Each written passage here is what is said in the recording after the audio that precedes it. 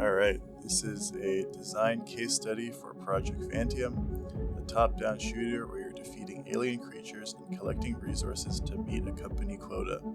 My name is Ben, I'm one of the level and game designers on the project. My design problem was to create a sand material, which serves as an important component in creating our environment's otherworldly aesthetic. My process to resolve this issue began with some surface-level research on how I'd even begin creating a sand material.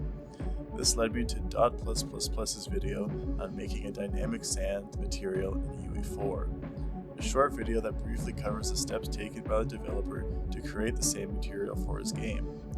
Recreating the sand material from scratch is way above my technical art capabilities, but in the video's description there was a link to an image of the blueprint material code.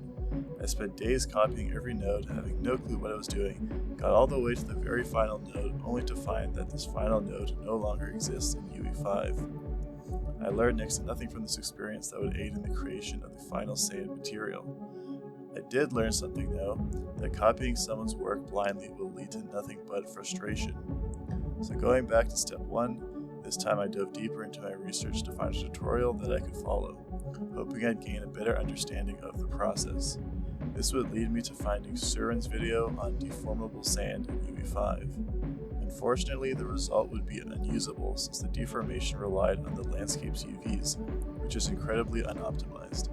My small block of terrain here has 125,000 triangles, and it still doesn't deform smoothly. Although this was ultimately a failure, I now knew to look for a tutorial that handled sand displacement using normals instead of UVs. This led me to a great video by Unreality Bytes. This tutorial, although very simple, was enough to get me started with a complete understanding of how everything worked up to this point. From there, I was able to add complexity to the material in parts. I began with creating a more randomized roughness pattern to better simulate sand and proper reflections.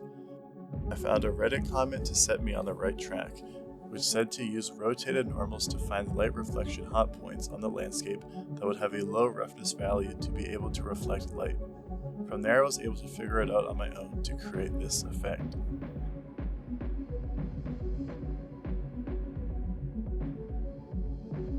Next I wanted to create a randomized sparkling effect as a subtle way to make the scene more dynamic and visually appealing.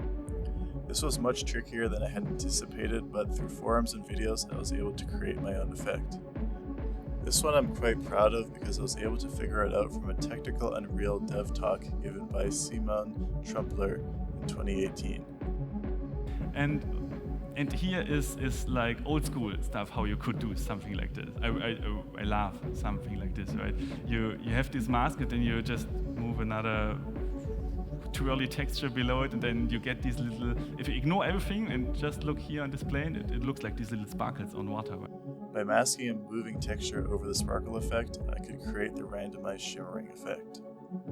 Lastly, I integrated code from the developers GDI4K that were gracious enough to openly source their sand displacement code on GitHub. With the help once again of YouTuber Unreality Bytes, I was able to implement the code into our project, facing some issues because of differences in Unreal versions, but through lots of messing around with various settings, I managed to figure it out.